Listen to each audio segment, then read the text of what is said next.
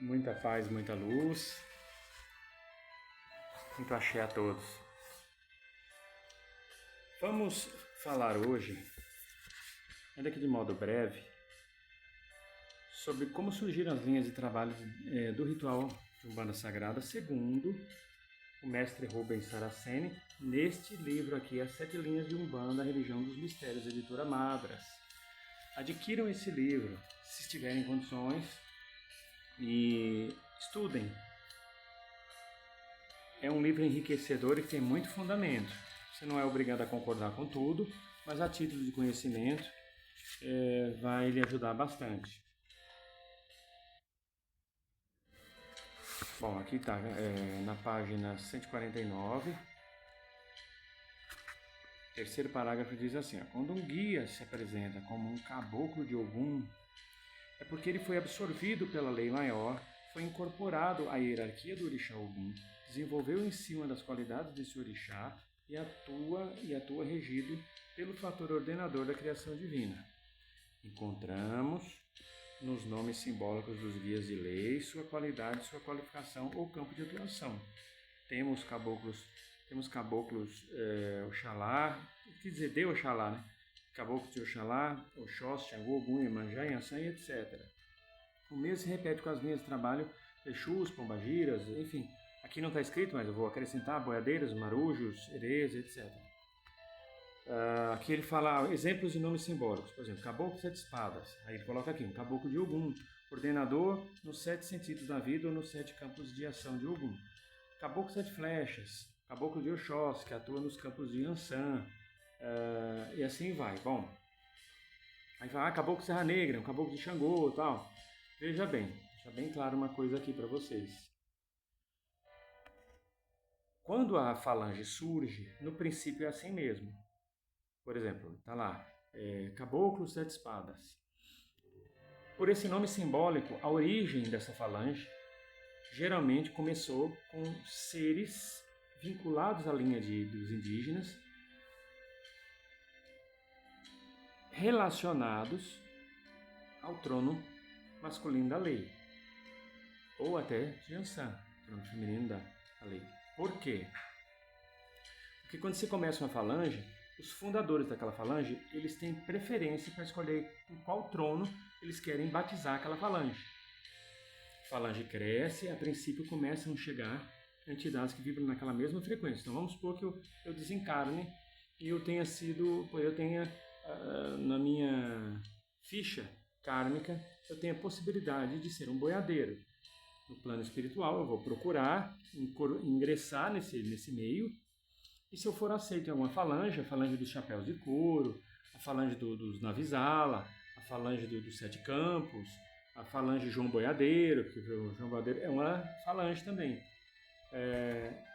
E aí, eu sendo aceito nessa egrégora, eu vou estudar com eles, e quando eu estiver preparado para ser iniciado, ordenado, outorgado, diplomado, eles vão me levar lá no trono onde predomina o meu orixá de cabeça, no caso Oxóssi. No caso Oxóssi Choroquê. Vou lá para o trono masculino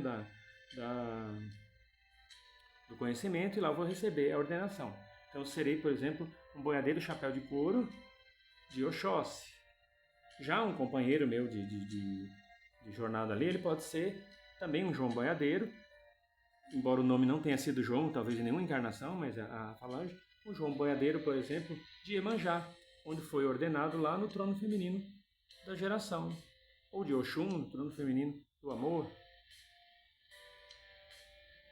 Agora, isso se eu já entrar numa falange já existe, no grupo já existe. E se eu resolvo fundar uma? Se eu resolvo fundar uma, aquela falange, vamos supor que eu funde lá a falange do Zezão Boiadeiro, por exemplo. Mesmo que meu nome não fosse Zezão, mas eu simpatizei que assim, não vou batizar como Zezão Boiadeiro. Começaria a partir do trono masculino do conhecimento, que é o orixá predominante da minha coroa. A partir daí, essa falange vai crescendo e ela vai recebendo também permissões para atuar em todos os tronos. conforme ela vai sendo batizada também nos outros tronos, entidades que simpatizam com a minha falange entram para a minha falange e não são obrigadas a serem ordenadas no mesmo trono que eu fui ordenado, nem no trono que eu fundei a legião, porque eles trazem outros orixás nas suas coroas predominantes. Então, eu vou levá-los para os tronos em que eles são predominantes em suas coroas. Esse aqui é de Ogum, eu vou levar para o trono feminino da lei. Aquele é de Logum Edé, eu vou levar para o trono masculino do amor. Lá ele vai ser ordenado. Na falange, por exemplo, do Zezão Boiadeiro. Assim é com Caboclo, assim é com Exu. Esse é um assunto que já vem sendo bem trabalhado. Bem trabalhado. Eu espero que não tenha dúvida, mas caso tenham dúvida quanto a isso, entre em contato com a gente pelo DDD 11, telefone 96551-9042. Você não vai se arrepender de entrar em contato conosco. Pode entrar em contato também conosco para dar sugestões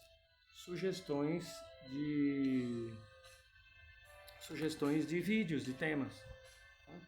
Na outra página, página 150, no segundo parágrafo, diz assim: Exu Tranca-Gira das Almas.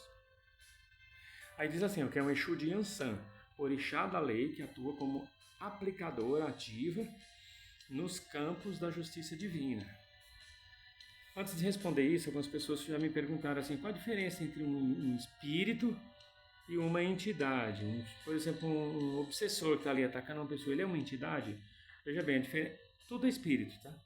Entidades, espíritos todos são espíritos.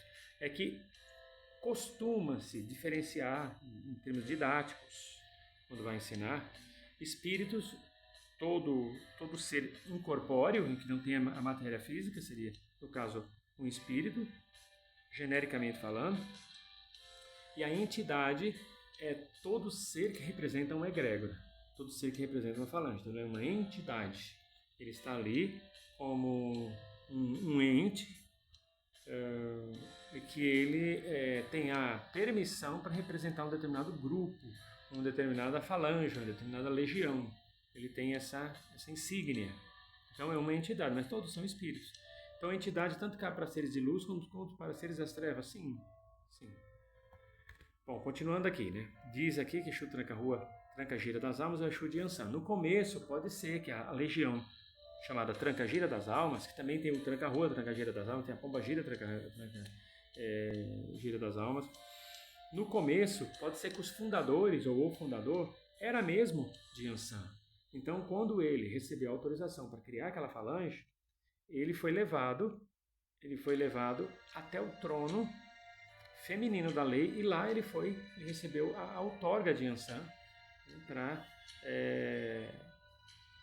começar aquela falange. Com o tempo, ele recebeu autorização para cadastrar, para cruzar, se assim preferir, a falange dele em todos os tronos da vida, geração, conhecimento, fé, lei, justiça, evolução e amor nas modalidades masculina e feminina, e passou a aceitar na falange Tranca-Gira das Almas entidades que têm como predominantes da coroa outros orixás.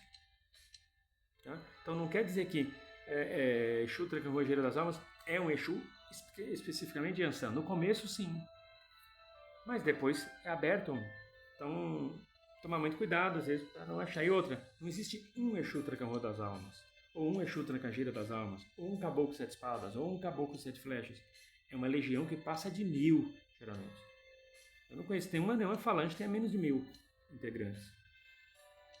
Aí fala na sequência, Maria, Molambo. O nome Molambo, tanto você vai encontrar escrito Molambo como Mulambo, dá no mesmo, tá? Tanto faz. Aí tá aqui, ó, Maria, segundo ele aqui, colocou, tem vínculo com Oxum, toda Maria.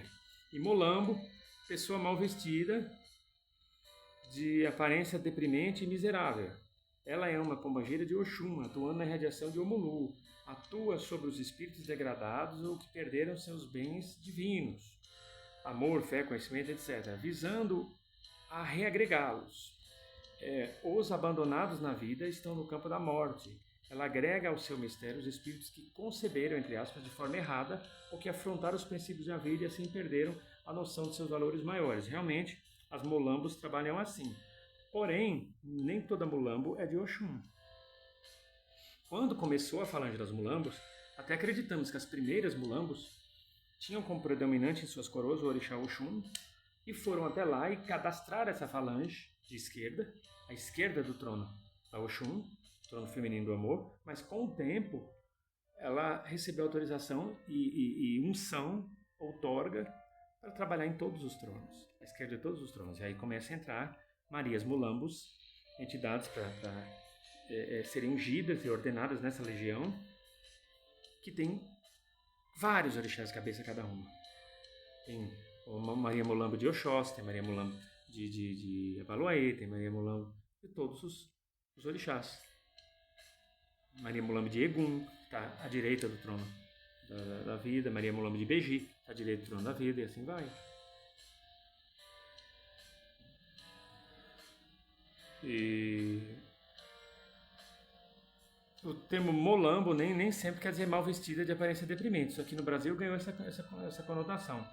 Mas em uma determinada região da África, molambo queria dizer aquela pessoa que tem uma dívida para com o outro e vai pagar através de serviços ou de um tempo ali ao lado daquela pessoa, de certa forma, atendendo algumas necessidades daquela pessoa. Então, não fique restrito esse termo lambo, quer dizer esfarrapada, não.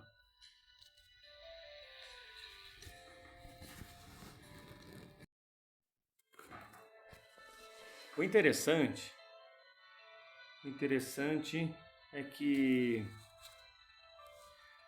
na página 151 vai dizer assim: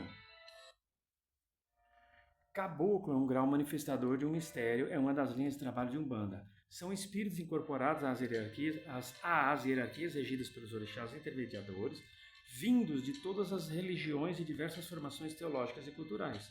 Cada uma dessas religiões recebeu uma ou mais linhas de trabalhos espirituais dentro da Umbanda, cuja característica mais marcante é a incorporação de espíritos. As religiões vão desaparecendo da face da Terra e vão se condensando no astral. Realmente, tem religião que ela é recolhida pelo trono da fé e passa a existir somente na dimensão paralela.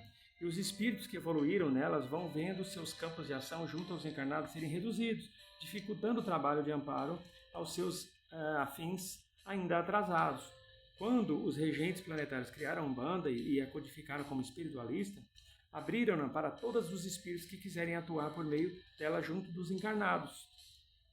Então isso permite o quê? Vamos supor que um grande mago celta, de uma das religiões celtas que existia, não existe mais essas religiões, por exemplo, algumas religiões de natureza céltica ou mesopotâmica, mas lá no plano espiritual elas existem, no astral. E essa entidade ela tem na ficha kármica dela autorização, meios de vir como um caboclo. Ele vai escolher uma legião, vai estudar ali, vai ser ungido e ordenado num trono.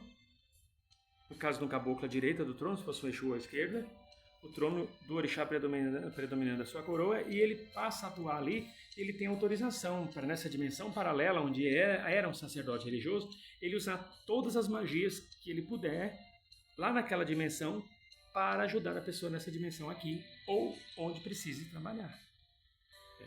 Então por isso que muitas vezes fala, risca ponto, acende vela, porque o ponto firmado com a vela ele vai permitir que essas entidades que têm seus pontos de força, suas religiosidades, sua egrégora numa outra dimensão paralela que foi recolhida dessa, aliás, recolhida, ela volta para onde surgiu. Tudo que existe aqui nesse plano surgiu numa dimensão paralela, manifesta aqui. Quando não for tempo mais de existir, volta para aquela dimensão. Esses seres que eram devotados a essas religiões, digamos assim, eles continuam tendo acesso àquela religião lá naquela dimensão. E de lá eles podem movimentar mundos e fundos se tiver uma ajudinha da gente aqui ou lá na dimensão que ele quer atuar. Como? Com pontos específicos, riscados, velas, orações, pontos cantados, algum material usado como catalisador energético, no caso dos despachos. Para quê? Para que ele possa atuar melhor, de modo transdimensional, para auxiliar a vida daqueles que buscam ajuda daquela entidade, daquele espírito. É assim que funciona. Então, muitas vezes você está diante de um caboclo e você nem sabe quem aquele caboclo foi. Por exemplo, o caboclo Curuamatã, numa das passagens dele, ele foi o rei Salomão. Então, imagine o grau de experiência e o que ele não acessa. Fantástico, padrões extremamente. E a pessoa às vezes está ali diante de um caboclo que nem imagina que se trata aí de um grande mago e muito respeitado no plano espiritual.